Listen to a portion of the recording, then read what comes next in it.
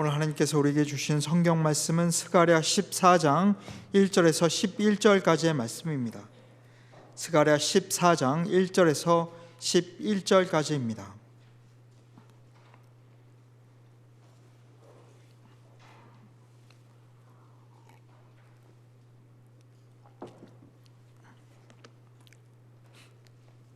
찾으셨으면 함께 읽겠습니다. 여호와의 날이 이르리라. 그날에 내 재물이 약탈되어 내 가운데서 나누리라. 내가 이방 나라들을 모아 예루살렘과 싸우게 하리니 성읍이 함락되며 가옥이 약탈되며 부녀가 욕을 당하며 성읍 백성이 절반이라 사로잡혀 가려니와 남은 백성은 성읍에서 끊어지지 아니하리라. 그때 여호와께서 나가사 그 이방 나라들을 치시되 이왕의 전쟁 날에 싸운 것 같이 하시리라. 그날에 그의 발이 예루살렘 앞 곧 동쪽 감난산에 서실 것이요 감난산은 그 한 건대가 동서로 갈려져 매우 큰 골짜기가 되어서 산 절반은 부으로 절반은 나무로 옮기고 그 산 골짜기는 아셀까지 이를지라. 너희가 그 산 골짜기로 도망하되 유다 왕 우시야 때에 지진을 피하여 도망하던 것 같이 하리라. 나의 하나님 여호와께서 임하실 것이요 모든 거룩한 자들이 주와 함께 하리라. 그날에는 빛이 없겠고 광명한 것들이 떠날 것이라. 여호와께서 하시는 한 날이 있으리니 낮도 아니요 밤도 아니라 어두워갈 때 빛이 있으리로다. 그날에 생수가 예루살렘에서 솟아나서 절반은 동해로 절반은 서해로 흐를 것이라. 여름에도 겨울에도 그러하리라. 여호와께서 천하의 왕이 되시리니 그날에는 여호와께서 홀로 한 분이실 것이요 그의 이름이 홀로 하나이실 것이라. 온 땅이 아라바같이 되되 게바에서 예루살렘 남쪽 림몬까지 이를 것이며 예루살렘이 높이 들려 그 본처에 있으리니 베냐민 문에서부터 천문 자리와 섬 모퉁이 문까지 또 하늘 망대에서부터 왕의 포도주 짜는 곳까지라. 사람이 그 가운데 살며 다시는 저주가 있지 않으냐니 예루살렘이 평안히 서리로다. 아멘. 말씀을 전하겠습니다. 하나님의 주권을 스가랴 14장을 통해서 우리는 묵상하게 됩니다. 하나님께서는 만물을 다스리시고 통치하십니다. 하나님은 절대적인 권능을 지니셨습니다. 그로 말미암아 하나님은 영광을 가지십니다. 하나님은 모든 사건들을 다스리십니다. 그러므로 하나님은 가장 높은 권위를 가지시고 계십니다. 하나님은 당신의 뜻대로 모든 것을 행하시되 그 모든 행하심에서 하나님의 완전을 드러내십니다. 스가랴 14장의 배경은 예루살렘과 열방 사이에 벌어지는 전쟁입니다. 이방 나라들을 모아 예루살렘을 대적하여 싸우게 하신 분은 하나님이십니다. 또한 반대로 이방 나라들을 치시며 싸우시는 분도 여호와 하나님이십니다. 그 결과 이방을 심판하니 그 이방 나라들도 여호와 하나님께 경배합니다. 이로써 여호와 하나님께서 온 천하에 홀로 한 분이신 왕이심이 드러날 것입니다. 하나님께서 온 천하의 주권자요 주관자로서 높임을 받으실 것입니다.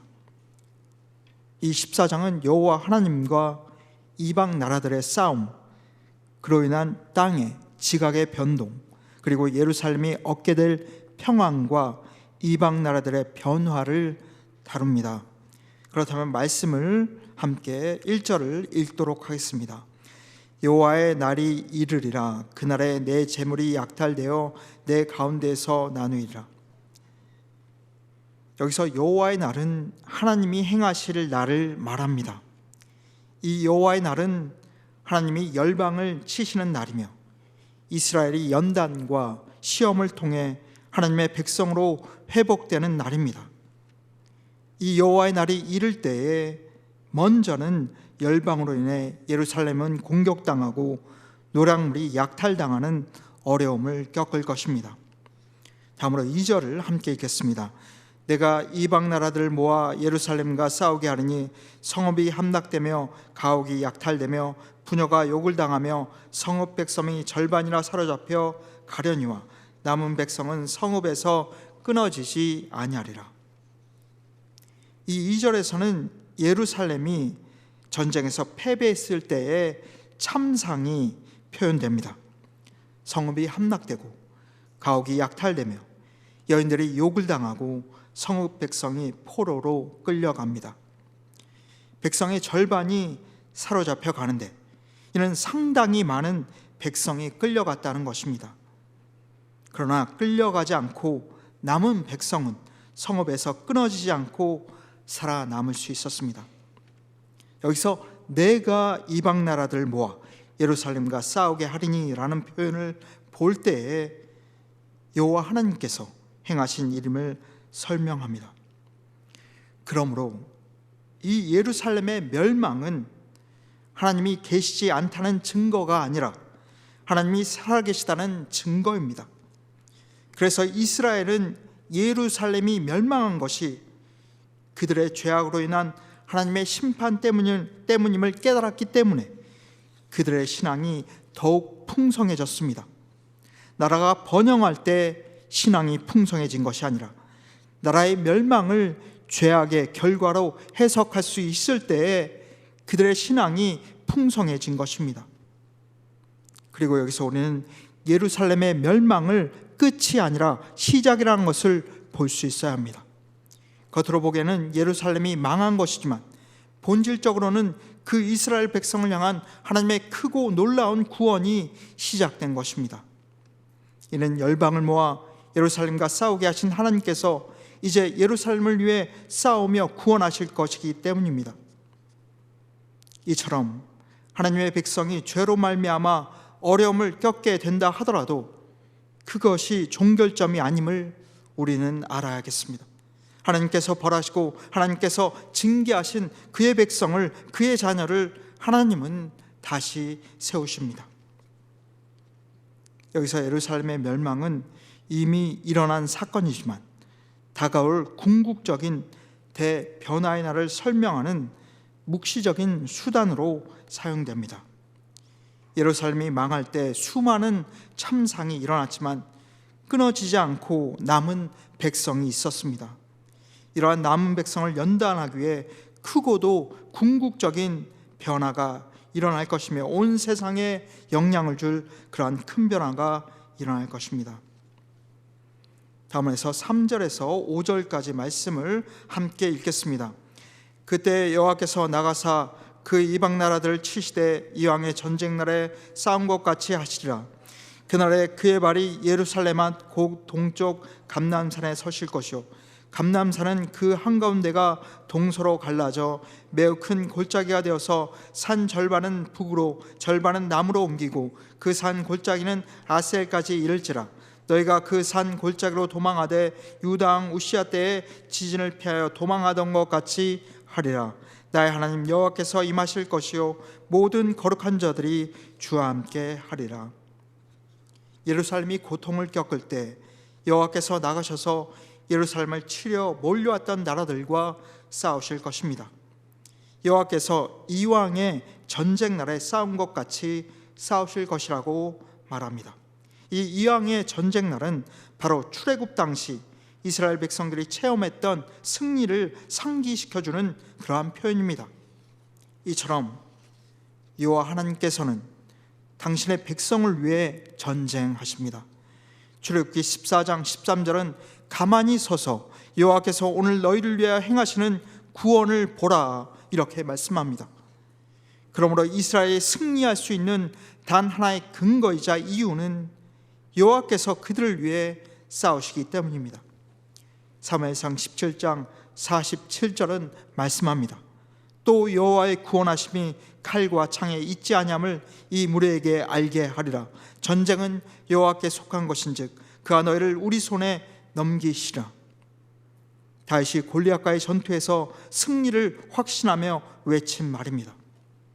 이 다윗의 말은 단순히 전쟁에서 이기고 지는 것을 넘어서 모든 전쟁과 사건의 궁극적인 주권자가 하나님이시다라는 것을 고백하는 것입니다. 모든 전쟁이, 모든 사건들이 인간의 무력이나 전략에 달려있는 것이 아니라 오직 하나님 손에 달려있다는 것입니다. 그러므로 우리의 삶도 마찬가지입니다. 우리가 삶에서 겪는 어려움, 고난, 갈등 등 그러한 모든 상황에서 열쇠는 우리에게 있지 아니합니다. 오직 하나님의 손에 있습니다. 그러므로 그 모든 것이 하나님의 뜻과 계획에 따라 해결될 것이라는 굳은 믿음을 가지고 하나님께 순복하고 우리 삶을 내어드리는 우리가 되어야 할 줄 믿습니다. 전쟁이 하나님께 속하여 있기에 우리도 어려움 속에서 주권자 되시는 하나님을 신뢰하고 의지하면 그분께서 친히 싸워주시고 승리있게 하실 것을 믿어야겠습니다. 그러므로 어떠한 문제에 있든 그 문제를 바라보지 마시고 하나님께 기도하며 하나님의 뜻을 구하고 순종하며 크신 하나님을 바라보고 믿고 나아가야 하겠습니다. 그리고 다시 4절에서 여호와께서 강림하심으로 인해서 땅이 변동될 것을 말씀하고 있습니다. 하나님이 임하실 때 그분의 위엄으로 인해 산들이 흔들리고 갈라지는 일이 일어납니다. 하나님이 감난산을 딛고 서셨다고 말합니다. 그 하나님의 발로 디디시니 감람산이 쪼개지고야 맙니다. 이 감람산은 솔로몬이 이곳에 모압과 암몬 신을 위한 산당을 세웠다는 점에서 멸망의 산으로 불리기도 합니다. 그러므로 예루살렘을 치려고 몰려온 열방에 맞서기 위해 감람산에 서신 하나님과 그전 솔로몬이 감람산에 세운 이방 산당은 서로 연관이 되어 있습니다. 그렇기 때문에 하나님이 서시니 그 이방 산당이 세워졌었던 감람산이 갈라지고 깨집니다. 오전은 그 감람산이 갈라져 큰 골짜기가 되는데 그 산 골짜기가 아셀까지 이를지라 라고 합니다. 이 아셀이 무엇을 의미하는지는 불확실합니다. 그러나 어쨌든 그 산 골짜기가 쪼개져 생겨난 그러한 지점이 어디까지인지, 즉 지진 같은 현상이 감람산을 지나 어디까지 미쳤는지 그런 것을 설명한 것으로 보아야 할 것입니다. 그 산 골짜기로 남은 백성이 도망할 것입니다. 이 산이 갈라져 남은 백성이 도망치게 된 것과 아모스 1장에 기록된 우시아 왕 때의 지진이 비교됩니다. 이 아모스서에서 그 지진은 하나님이 행하신 심판으로 해석됩니다. 하나님이 임하실 때 자연현상이 일어나 산이 흔들리게 되지만 그러한 현상 자체가 아모스서와 스가랴서는 하나님이 행하시는 심판으로 말씀하고 있습니다. 다음으로 6절에서 8절까지 말씀을 제가 읽겠습니다. 그날에는 빛이 없겠고 광명한 것들이 떠날 것이라. 여호와께서 아시는 한 날이 있으리니 낮도 아니요 밤도 아니라 어두워갈 때 빛이 있으리로다. 그날의 생수가 예루살렘에서 솟아나서 절반은 동해로 절반은 서해로 흐를 것이라. 여름에도 겨울에도 그러하리라. 먼저 6절 말씀, 그날에는 빛이 없겠고 광명한 것들이 떠날 것이라고 말씀합니다. 이는 여호와 하나님께서 행하실 때에 이전의 모든 빛과 따뜻함은 아무런 소용이 없을 것이라는 그런 말씀입니다. 여호와께서 행하시면 그 어떤 빛도 세상을 밝힐 수 없고 그 어떤 것도 세상을 따뜻하게 할 수 없습니다. 그러므로 하나님의 행하심은 세상의 빛 혹은 세상의 광명과 따뜻함이 얼마나 완전치 못한, 즉 불완전한 광명이자 따뜻함인지 드러내고 있다는 것입니다. 실로 우리는 세상의 적당한 빛이라 여기고 살아가지만 하나님의 행하심은 그 빛이 아니라 어둠임을 드러내고 있습니다. 요한복음 1장 9절에서 10절은 이렇게 말씀합니다. 참빛 곧 세상에 와서 각 사람에게 비추는 빛이 있었나니 그가 세상에 계셨으며 세상은 그로 말미암아 지은 바 되었으되. 이 말씀대로 세상의 빛과 달리 오직 예수 그리스도만이 완전하고 참된 빛이십니다. 그렇기 때문에 세상의 빛을 따라 사는 삶이 아니라 참 빛 대신 예수 그리스도를 기준으로 삼고 따른 삶이 진리와 의로 충만한 삶입니다. 그러므로 세상의 기준보다 더 높고 더 완전한 참빛 대신 예수 그리스도를 따라 우리가 살아야 될 줄 믿습니다. 그리고 7절에서 여호와 하나님께서 아시는 한 날이 있는데 그날은 낮도 아니고 밤도 아닐 것입니다. 낮이라 할 수 있는 것은 해 때문이고 밤을 밤이라 할 수 있는 것은 달 때문이라 할 수 있다면 그날이 낮도 아니고 밤도 아니라는 표현은 그날이 해와 달로 밝혀지는 날이 아님을 의미합니다. 이는 빛이 없을 것이라는 6절의 내용을 좀 더 구체적으로 표현한 것입니다. 그리고 어두워갈 때 빛이 있으리로다 라고 했는데 이 빛은 빛의 근원이신 하나님을 가리킵니다. 해와 달이 제 빛을 잃겠지만 오직 하나님만 빛이신 그러한 날이 있을 것이라는 것입니다. 그리고 이 어두워갈 때는 해와 달이 재구시를 못하는 때며 세상의 빛이 실상 아무 역할을 하지 못하는 시기를 상징합니다. 그때에 하나님이 참된 빛이심이 드러날 것입니다. 이제 8절에 그날의 생수가 예루살렘에서 솟아날 것이라고 말씀합니다. 생수라는 표현은 물 자체에 어떤 특별한 성질을 띈 것으로 생각할 수 있겠지만 기본적으로 생수는 흐르는 물을 가리킵니다. 그날에 예루살렘에서 솟아난 생수가 동해와 서해로 흐를 것이고 여름과 겨울에도 그러하리라 라고 합니다. 여름과 겨울은 고대 이스라엘 지역의 뚜렷한 두 계절을 표현하므로 예루살렘에서 나온 생수가 언제나 흘러 온 땅을 적시며 바다로 흐른다는 것입니다. 여기서 예루살렘에서 생수가 나온다는 것은 하나님께서 그곳에 계시기에 하나님이 생수의 근원이시기에 예루살렘을 특별하게 하는 것입니다. 하나님이 계시니 예루살렘의 생수가 온 땅을 적실 것입니다. 이제까지 말씀을 잠시 요약하고 9절로 가겠습니다.